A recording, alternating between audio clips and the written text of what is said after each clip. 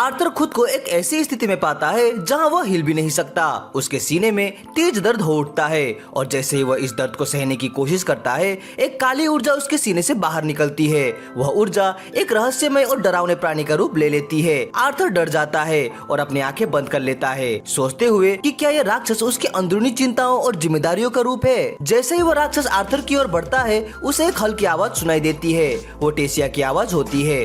उसकी आवाज से आर्थर का दिल थोड़ा शांत हो जाता है और वह होश में आ जाता है। जब वह अपनी आंखें खोलता है तो देखता है कि टेसिया उसके ऊपर बैठी है। यह देखकर वह सोचता है कि कहीं वो दूसरी दुनिया में तो नहीं पहुंच गया। टेसिया उसे गुड मॉर्निंग कहती है, लेकिन आर्थर उसे नजरअंदाज करता है और मजाक में उसे अपने सपने का राक्षस बताकर सोने का नाटक करता है। मजाक छोड़ दे तो टेसिया बताती है कि उसके दादाजी बाहर उसका इंतजार कर रहे हैं, लेकिन आर्थर ध्यान नहीं देता। इसीलिए टेसिया उसे जबरदस्ती खींचकर बिस्तर से उठाती है और कहती है कि वो अपने उलझे हुए बाल ठीक करे। इस पर आर्थर जवाब देता है कि टेसिया के बाल तो मेडुसा जैसे लग रहे हैं। आर्थर अपने कपड़े बदलना शुरू करता है। तभी टेसिया उससे पूछती है कि क्या वह वाकई यहीं रहने वाला है। आर्थर जवाब देता है कि उसने अभी तक कोई फैसला नहीं लिया है और उसे प्रिंसेस कहकर संबोधित करता है। टेसिया अब तंग आ चुकी है आर्थर के इस औपचारिक तरीके से बात करने से, खासकर जब वे अच्छे दोस्त हैं। इसलिए वो उसकी पीठ में चुटकी काटकर उसे सजा देती है और कहती है कि अगर उसने दोबारा उसे प्रिंसेस कहा तो वह बहुत गुस्सा हो जाएगी। आर्थर मजाक में कहता है कि वो तो पहले से ही गुस्से में है और सोचता है कि क्या वह और भी ज्यादा गुस्सा हो सकती है। तैयार होकर आर्थर टेसिया के साथ महल के बाहर जाता है। वहाँ एक रथ खड़ा है जहाँ एडविन विरियन से गुजारिश कर रहा है कि आर्थर को यहाँ रुकने की इजाजत ना दे। एडविन और उसकी पत्नी मेरियल, जैसा कि पहले भी दिखाया गया था, इंसानों के खिलाफ बेवजह नफरत करते हैं, लेकिन विरियन उनकी एक नहीं सुनता और रथ पर चढ़ जाता है। वह साफ कह देता है कि उसे आर्थर पसंद है और उसका फैसला अंतिम है। टेसिया यह सब सुन लेती है और एक बार फिर आर्थर का बचाव करती है। वो कहती है कि आर्थर को यहाँ रुकने देना चाहिए क्योंकि उसने उसकी जान बचाई थी। एडविन जवाब में कहता है कि वह आभारी तो है, लेकिन इतना नहीं कि किसी इंसान को उनके पवित्र क्षेत्र में गंदगी फैलाने दे। विरियन अब और सहन नहीं कर पाता और अपने जिद्दी बेटे को चुप करवा देता है, जो कि इस भूमि का राजा बनने वाला है। फिर वह आर्थर और टेसिया से कहता है कि अब रथ में बैठ जाएं। कुछ देर बाद रथ विरियन के पुराने दोस्त के स्थान की ओर रवाना हो जाता है। रास्ते में टेसिया आर्थर के कंधे में सो जाती है। विरियन आर्थर से कहता है कि उसे सोने दे क्योंकि आज वो बहुत जल्दी उठ गई थी। आज का दिन आर्थर के भविष्य का फैसला करने वाला है। विरियन अपनी पोती की तरफ देखता है और कहता है कि अब तक वह एक अकेलेपन भरे माहौल में रह रही थी। उसके कोई दोस्त नहीं है क्योंकि हर कोई उसका फायदा उठाने की कोशिश करता रहा है। इसी वजह से टेसिया ने लोगों से दूरी बना ली। यह सब सुनकर आर्थर को समझ आता है कि टेसिया को तब गुस्सा क्यों आता है जब वह उसे औपचारिक रूप से प्रिंसेस कहकर बुलाता है। विरियन बताता है कि टेसिया सिर्फ आर्थर के साथ ही मुस्कुराती है। वह आर्थर को उसका दोस्त बनने के लिए धन्यवाद देता है, जिससे आर्थर को यह एहसास होता है कि टेसिया उसे कितना महत्व देती है। आर्थर को अब समझ आता है कि यह बूढ़ा आदमी कितना दयालु और परवाह करने वाला है, इसलिए वह तय करता है कि अब वह उस पर पूरा भरोसा करेगा। थोड़ी देर बाद रथ अपने गंतव्य पर पहुंचता है और एक घर के सामने रुकता है जो दिखने में लॉर्ड ऑफ द रिंग के फ्रोडो के घर जैसा लगता है। आर्थर सोचता है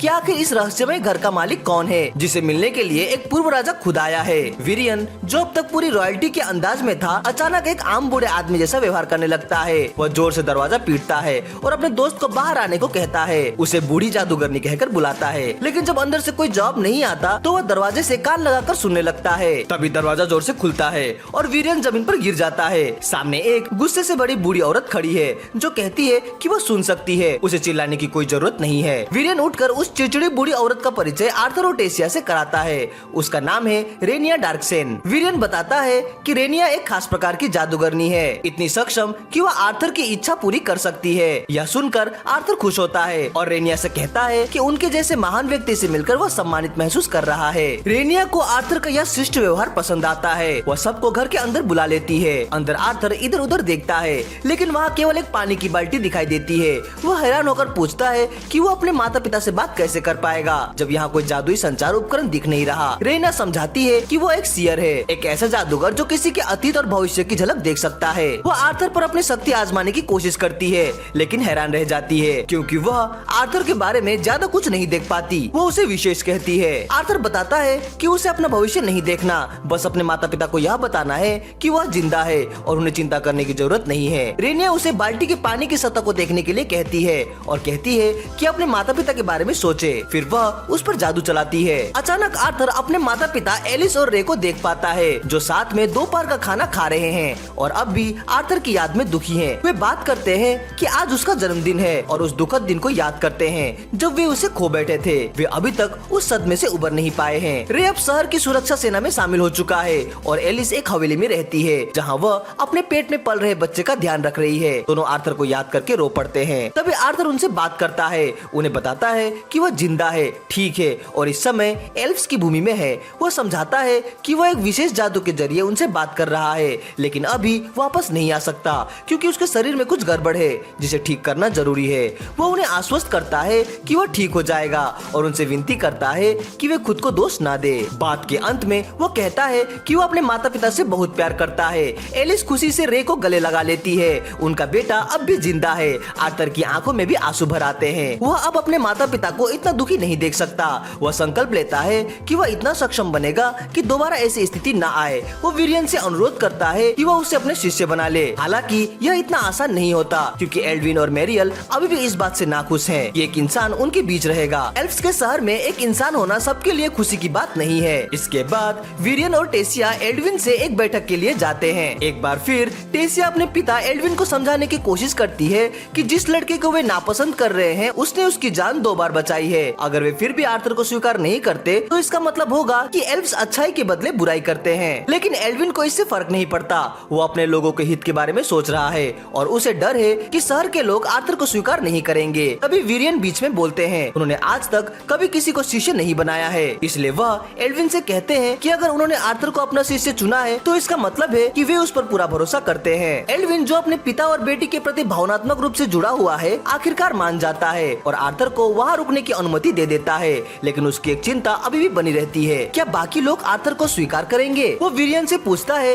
कि अगर कुछ गलत हुआ तो जिम्मेदारी कौन लेगा? विरियन बिना एक पल सोचे जवाब देते हैं, मैं लूंगा जिम्मेदारी। इसके बाद एल्विन और उसकी पत्नी मैरियल बाहर जाते हैं आर्थर का स्वागत करने। एल्विन आर्थर के सामने खड़ा होकर मानता है कि जब वह पहली बार शहर में आया था तो उसने उसके साथ शक्ति दिखाई थी, लेकिन वह कहता है कि यह आर्थर की गलती नहीं थी बल्कि यह इंसानों के प्रति बनी धारणा थी। आर्थर एल्विन के व्यवहार में आए बदलाव को साफ महसूस कर सकता है। वहीं एल्विन जो पहले उसकी मौजूदगी से नाखुश था अब उसे दिल से स्वीकार कर रहा है। साफ है एल्विन अपने परिवार से बेहद प्यार करता है और उन्हें खुश रखने के लिए कुछ भी कर सकता है। वह आर्थर से हाथ मिलाकर उसका स्वागत करता है, लेकिन टेसिया के पास इससे भी बेहतर आइडिया है। वह अपने पिता को चुनौती देती है कि अगर वो सच में आर्थर के साथ खुश है तो उन्हें आर्थर को शहर घुमाने ले जाने की इजाजत देनी चाहिए। अब जबकि पूरे शहर में आर्थर के रहने की खबर फैल चुकी है, एल्विन के पास कुछ खोने को नहीं है, इसलिए वह मान जाता है। टेसिया खुशी से आर्थर का हाथ पकड़कर उसे शहर दिखाने ले जाती है। आर्थर पहली बार एल्विन सिटी में होता है और वहाँ के लोगों की अलग सी आकर्षक बनावट देखकर हैरान रह जाता है। टेसिया उसे बताती है एक बड़े स्टोर के बारे में जो स्नैक्स और फल बेचता है और उसे वहाँ ले जाती है ताकि भीड़ से पहले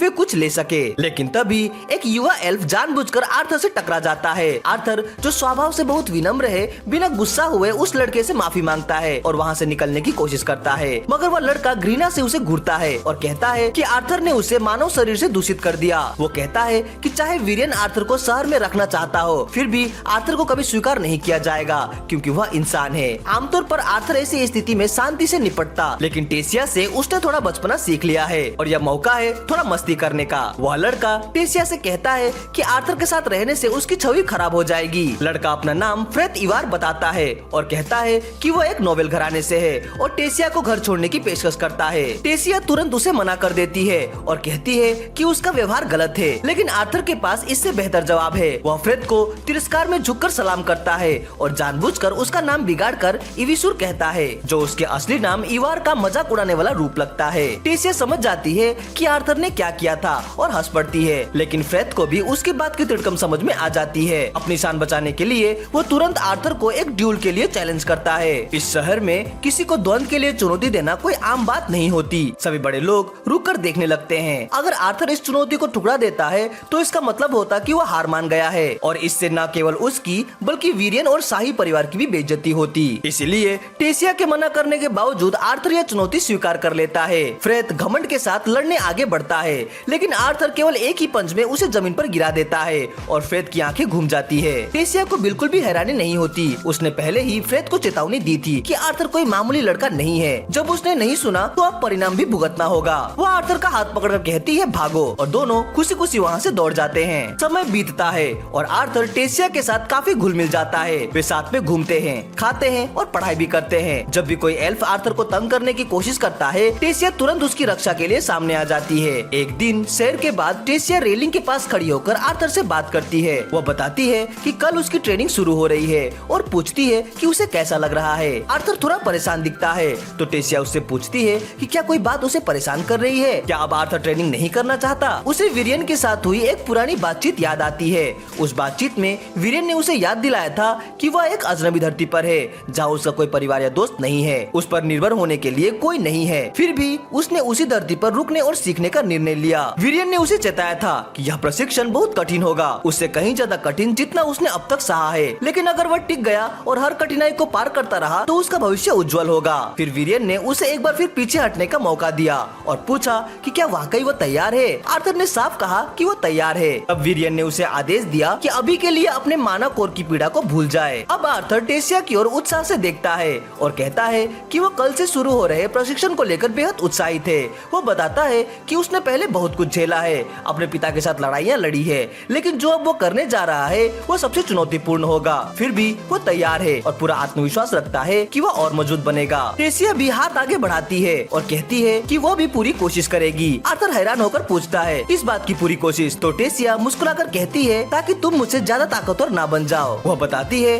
कि वह भी उसके साथ प्रतिस्पर्धा करना चाहती है। दोनों अपनी उंगलियां क्रॉस करते हैं जैसे कि कोई छोटी सी शर्त हो। अगले दिन उनका प्रशिक्षण शुरू होता है। आर्थर वीरेन के सामने खड़ा होता है जो उसे बताता है कि अब उसकी जिंदगी किस दिशा में आगे बढ़ेगी। जैसे ही आर्थर ट्रेनिंग शुरू करता है वह सोचता है कि एल्विन साम्राज्य में जीवन बाहर की दुनिया से काफी ज्यादा तेज गति से चलता है। केवल कुछ ही दिनों में उसने बहुत कुछ सीखा है और वह खुद को विकसित होते हुए महसूस कर रहा है। उसने यहाँ रुकने का फैसला इसलिए किया था क्योंकि यह उसके भविष्य के लिए बहुत अच्छा रास्ता है। वह यह भी सोचता है कि भले उसे यह पता ना हो कि आगे क्या क्या होगा, लेकिन एक बात तय है कि उसका भविष्य उज्जवल होगा। इसी तरह कुछ समय बीत जाता है। अब टेसिया भी माना का इस्तेमाल करना सीख गई है। एक सुबह वह आर्थर को जगाने जाती है लेकिन वह उठता नहीं। तब वह माना का उपयोग करके उसे जगाती है। आर्थर चौंक कर उठता है और झल्लाकर पूछता है क्या तुम मुझे प्यार से नहीं जगा सकती थी। कठिन ट्रेनिंग की शुरुआत हो चुकी है, लेकिन क्या आर्थर इस चुनौती को पार कर पाएगा? इसे जानने के लिए वीडियो के नेक्स्ट पार्ट को जरूर देखें। वीडियो अच्छी लगी हो तो इसे लाइक और कमेंट जरूर करें।